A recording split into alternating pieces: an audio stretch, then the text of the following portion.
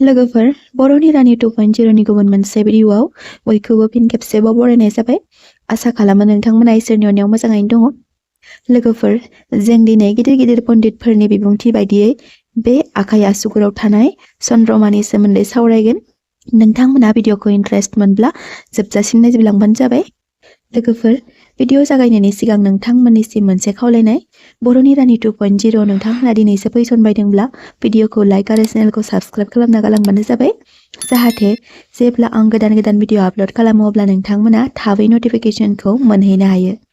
फै दानिया मोनथिना लानि जोंनि आसुगुराव थानाय आधा अखाफोर महरा जोंनि रहस्यखौ मा फोरमायथिनाय जायो। लोगोफोर जोंनि आखायाव थानाय बे अखाफोर महरा जोंनि जिउनि खायसे गुनखौ फोरमायथिनाय जायोनो, नाथाय बै गुनखौ फोरमायनायनि ओंथिया मा, बै गासै डिटेल्सखौ मोनथिना लानि। जानो हागौ नोंथांमोननि आसि बिमानि आसुगुरफ्रावबो आधा चन्द्रमा एबा अखाफोर महरा जादों। बे महरा खायसेनाव गासै आसुगुर गुदिखौ बेंखननाय जायो आरो नैथियाव खायसेनाव बेबायदि अखाफोर महरा जाया आरो आसुगुराव बेबायदि नुजाया, माने गैया जायो। थामथियाव बे अखाफोर महरा खायसेनि आसुगुराव क्लाबसे एबा एसे बिबांनिल' नुजाथियो। बेबायदिनो जोंनि आसिफोरनि आसुगुराव मोनथाम महरनि आर्ध चन्द्रमा एबा अखाफोर महरा नुजाथिनाय जायो। जानो हागौ नोंथांमोननि आखायावबो बे चन्द्रमाया दं। जुदि दं अब्ला बेनि रिजोना मा, बेयो जोंनि जिउआव मा प्रभाब गोग्लैनाय जायो। जायफोरनि बे आसुगुराव बेबायदि अखाफोर महरा दं बेसोरबादि सुबुङा माबादि जायो। लोगोफोर ज्योतिषीनि बायदियै जायफोरनि आखायाव बे चन्द्रमा एबा अखाफोर महरा थायो बेबायदि सुबुंखौ देबगुन होननानैबो बुंनाय जायोनो। देबगुन माखौ बुङो होनब्ला बेयो जोंनि जन्म कुण्डलियाव थानाय जायोनो। गुबैयै देबगुन, राक्षस गुन आरो मनुष्य गुन, बे मोनथामनि देबगुना मोनसे गुन। जाय सुबुङा बे देबगुन आखुनि बेखौ फोरमायथिनाय जायोनो। बै सुबुंनि आसुगुराव बे अखाफोर महरा गोबाङै बेंखननाय जायोनो। बे आसुगुरनि अखाफोर महरखौ जोबोर मोजां होनना मोनथि मोननाय जायो। जाय सुबुंफोरनि आखायाव बे अखाफोर बेंखन महरखौ नुनाय जायो बेसोरनि आखल आखुआव देबिनि गुनबो हाबनानै थानाय जायोनो। खालि देबगुनल' नङा, माने देबि गुनाबो बिसोरनि आखल आखुजों लोगोसे हाबदेरफानानै थानाय जायोनो। देबि गुननि ओंथिया जादों रहस्य गोनां आखल, जाय गासै सुबुंनि आखल आखुआव थानाय जायानो। बेबायदि सुबुङा गुबुनफोरनिख्रुइ आलादा सानथौनि जायोनो आरोना। जेरै खायसेया शिब सक्ति गोनां, बिमा कालिनि सक्ति थानाय बा हनुमाननि सक्ति थानाय, बेबायदि सुबुङा गुबुननिख्रुइ साननाय हनाय फारसे बांसिन स्पेसियेल जानाय जायोनो। जायनि सानथौआ गुबुननिख्रुइ जोबोर आलादा जानाय जायोनो। बेबायदि सुबुंखौ बुंनाय जायोदि बेबायदि सुबुङा जोबोर गोख्रों मेलेमनि। बैसोरबायदि सुबुंनि बुंनाय राव फावफ्राबो सैथो जायोनो। यानि बैसोरबायदि सुबुंनि बुंनाय रावफोरा गासैबो गनायथावना जायोनो आरोना।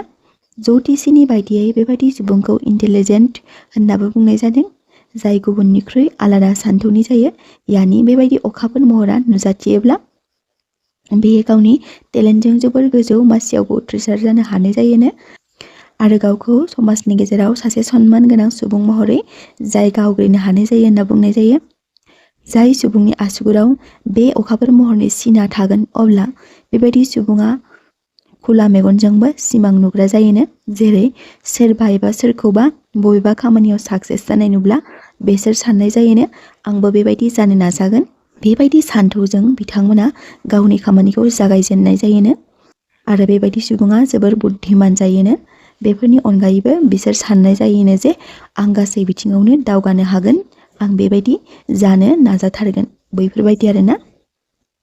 बेबायदि सुबुंखौ गोलाव आयुनि जायो होननाबो बुंनाय जायो आरो बेबायदि सुबुङा बोराय बुरै बैसोआवबो बेमार आजारनि बिथिङाव गोग्लैसोनाय जायानो। बेजों लोगोसे जायफोरनि आसुगुराव बे अखाफोर महरा थागोन बिसोरबायदि सुबुंखौ जोबोर धैर्य गोनां, गोबां गुन थानाय होननाबो मोनथिनाय जायो। बेबायदि सुबुङा गावनि धैर्यबान आरो गुरै माहि आखुनि थाखायनो गावनि नखर परिबारखौबो जोबोर सान्थियै दोननो हालांनाय जायोनो। दानिया जों सावरायगोन बे अखाफोर महरनि सिना जोबोर गिदिर, यानि आसुगुरनि बाहागोखौ बेंखन जोबनायब्ला बेखौ गाज्रि होनना बुंनाय जायो। मानिनाय जायो। बे बिथिङाव सुबुंखौ गोख्रै गाज्रि खौरां मोननो नागिरो होनना। जेब्ला बे अखाफोर महरा गासै आसुगुरनि मोनसेयावबो गैयाब्ला बेखौ बुंनाय जायोदि सावस्रि बिथिङाव एसे जेंना नुजाथिनो हागौ। बे बिथिङाव जाय सुबुंफोरनि आसुगुराव बे अखाफोर महरा थाया बेबायदि सुबुंखौ बेबायदि बुंनाय जायो आरोना। गमामायै जायफोरनि आखायाव बे अखाफोर महरा थायो बिसोरखौ शास्त्र बायदियै ब्रह्माण्डनि मोनसे फिसा आकार होननाबो बुंनाय जायो। बे अखाफोर महरा इसोर शिबनि खर'आवबो थायो, जेराव जों शिबनि मुर्ति आरो सावगारिफोरावबो नुनो मोननाय जायो, नङा होनबा? लोगोफोर, शास्त्र बायदियै चन्द्रमायानि अखाफोरखौ इसोर चन्द्रदेबजों रुजुनाय जायो। अखाफोरखौ सान्थौजों बुंफबनानै थानाय लैथोजोंबो रुजुनाय जायो।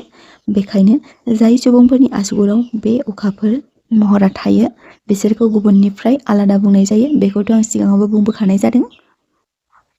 लोगोफोर, नोंथांमोना बेनि सोमोन्दै फोथायो फोथाया बे नोंथांमोननि गोसो। बेयो आं बुंनाय बाथ्रा नङा। ज्योतिषिफोरनि बिबुंथि बायदि आं नोंथांमोननो एक्सप्लेन खालामना होनाय जाबाय। बेयो नोंथांमोननि लाइफ लाइनजों गोरोबदोंना गोरोबाखै नोंथांमोना नायबिजिरब्लानो जाबाय। बेजों लोगोसे सोर सोरनियाव बे सिम्बोला दं कमेन्टआव फोरमायहरलायबानो जाबाय। आसा खालामो नोंथांमोना बे भिडिअनि गेजेरजों एसेब्लाबो गियान सोलोंनो मोनबाय। जुदि नोंथांमोना भिडिअखौ एसेब्लाबो बाहायजाथाव मोनबाय अब्ला नोंथांनि लोगो आरो जाथि खुरमाफोरनोबो भिडिअखौ शेयार खालामलायब्लानो जाबाय, जाहाथे बिथांमोनाबो बेनि सोमोन्दै एसेब्लाबो गियान मोननो हायो। लोगोफोर, जाय बिथांमोना दिनैनि भिडिअखौ गोसो गोथारै जोबजासिम नायजोबलांबाय बिथांमोननि थाखाय आंनि गोसो गोरबोनिफ्राय हाजासे अननाय आरो सिबिनायखौ बावहरनाय थाबाय।